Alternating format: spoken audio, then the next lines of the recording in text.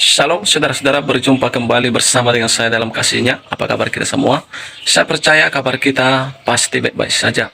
Saya berdoa kiranya dimanapun saudara berada, apapun menjadi aktivitas kita semua, Tuhan kiranya berkati kita semua. Pada hari ini saudara, saya membagikan bagi kita video cuplikan bagaimana baru-baru ini viral di sosial media. Bagaimana Jokowi mengutuk Israel yang mengatakan bahwa Israel menyerang rumah sakit yang ada di Palestina, ya saudara-saudara. Tetapi kita tahu sendiri apa yang sedang terjadi, dan faktanya kita lihat bahwa bukan orang Israel yang menyerang rumah sakit yang ada di Palestina, tetapi orang Palestina itu sendirilah yang menyerang sehingga mengenai rumah sakit itu sendiri. Saudara, kita simak dulu cuplikan. Saya percaya ketika kita tonton video cuplikan ini, kita akan memahami tentang Israel. Selamat menyaksikan. Shalom. Indonesia juga mengutuk serangan Israel terhadap rumah sakit Al-Ahli.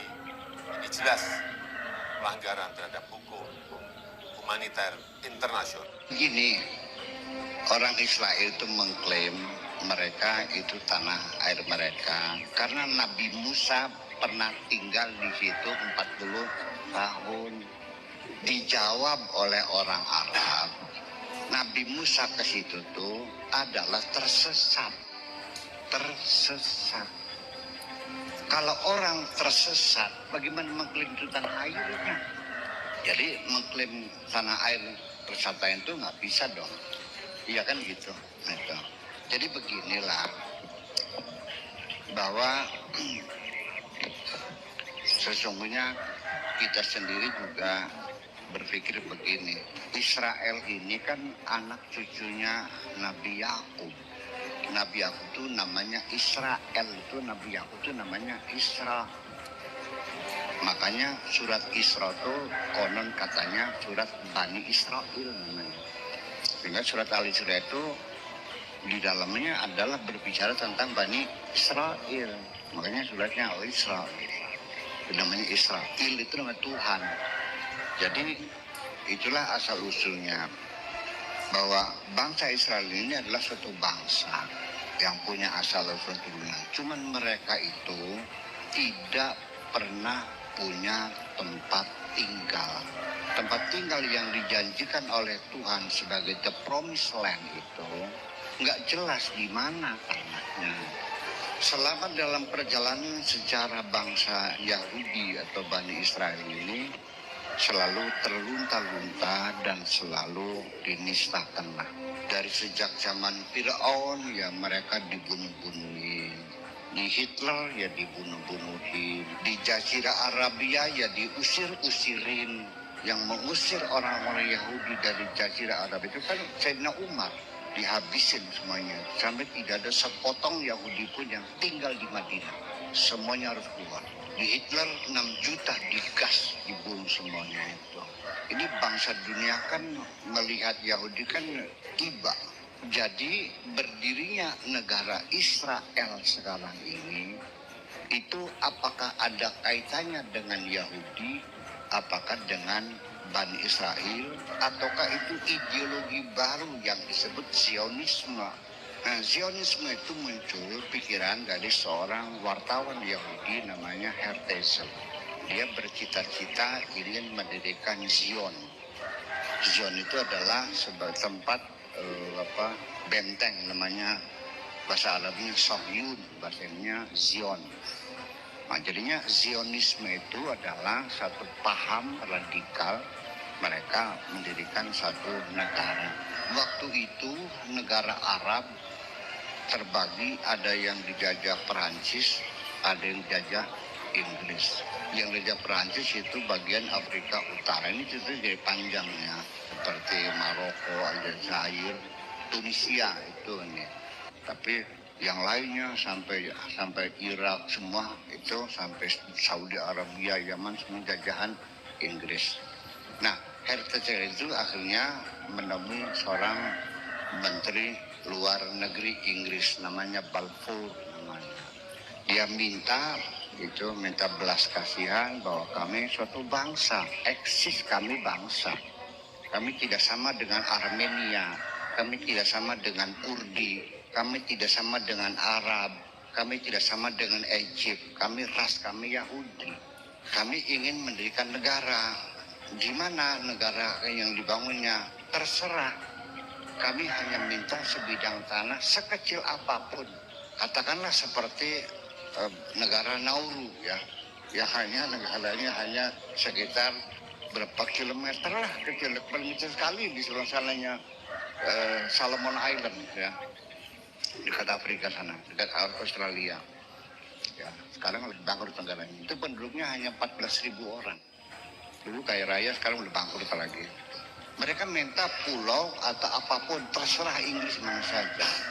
Nah itulah lalu Kementerian Luar Negeri Inggris itu melalui Balfour, namanya Perjanjian Balfour, itu memberikan surat janji kepada Zionisme itu, kami akan memberikan tanah. Ya kan gitu. Tadinya mintanya itu di Eritrea. Tetapi nggak tahu bagaimana hasil keputusan pemerintah Inggris akhirnya menyerahkan memberikan tanah di daerah Palestina. Karena di situ ada cikal bakal, ada kaitan sejarah, yaitu adanya Haikal Sulaiman, Sinagog Sulaiman juga di situ, kerajaan Daud juga di situ. Nah maka akhirnya diberilah sepotong tanah yang hanya berapa ribu hektar lah, hanya Tel Aviv sekitarnya itu. Sekarang menjadi besar itu mereka beli dari rakyat Palestina, saya mengerti beli, tapi kan ada tekanan politik karena waktu itu kan masih dijajah oleh Inggris. Kayak kita zaman dulu kan dibeli katakan, tapi kan dibeli sewenang-wenang kan, betul nggak? Gitu, oke beli, sampai sekarang menjadi Palestina. Nah begitu dapat ini, mulai bergerak mereka mencari dana, karena orang Yahudi itu dari orang-orang kaya di Amerika di mana-mana. Nah makanya seorang pencari dana itu namanya Golda Meir. Golda Meir itu seorang perempuan Yahudi, dia yang mencari dana sampai cukup dana dan berdirilah negara Israel. Maka dialah Perdana Menteri yang pertama kali namanya Golda Meir. Oke? Jadi sekarang persoalannya setelah Inggris pergi menjadi persoalan berikutnya. Negara Palestina pun belum ada, etnis ada tinggal di situ. Disitulah dua berdampingan. Dunia menghendaki negara itu sama-sama adanya equality, bahwa Palestina negara merdeka, Yahudi Israel juga negara merdeka. Tetapi kan Israel juga kan tidak nyaman ada negara Palestina yang ada di sampingnya, sedangkan tanahnya kan terkotak-kotak menjadi susah, kan ada bagian sana masuk bagian sini, kayak Berlin Barat, Berlin Timur, adanya di mana kan gitu. Sebetulnya resolusi PBB itu sudah ratusan, lebih dari 290 resolusi PBB mengatur berdirinya negara Palestina itu, sampai sekarang menjadi persoalan. Lalu gimana yang kalah? Dalam perangnya Israel melawan Arab, 21 negara ngelawan 1 negara. Sampai sekarang belum pernah menang Arab itu. Kapan menangnya?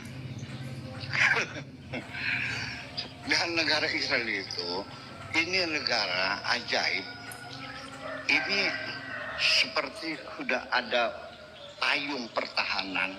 Tidak mungkin ada pesawat luar bisa masuk Israel. Nggak mungkin. Karena itu mereka sudah ada payungnya. Tidak akan mungkin ada pesawat siapapun bisa masuk. Rudal nggak bakal masuk. Ya, jadi sangat kuat sekali. Dan Anda salah mengatakan Israel berpoya-poya korupsi. Nggak ada. Israel itu negara demokrasi sekali. Gimana sembarangan lagi. Iya, salah paham. Jadi levelnya berbeda. Jadi sekarang mah orang Palestina pengennya Israel dibubarin, berdiri Palestina. Yang nggak bisa dong, ini de facto. Jadi negara sudah, Israel sudah mendapat pengakuan PBB, Palestina pun sebagai pengakuan sebagai hak otonomi sementara. Nah perundingan ini masih terus macet, belum pernah selesai. Tapi nantinya sih inginnya dunia itu ya sudah, Israel negara merdeka, Palestina juga negara merdeka. Yang jadi masalah kesulitan itu sikap negara Arab yang ganda, itu persoalannya. Sebab kalau berdiri negara Palestina yang saya yakin kalau Palestina berdiri, ini negara yang paling demokrasi di Timur Tengah.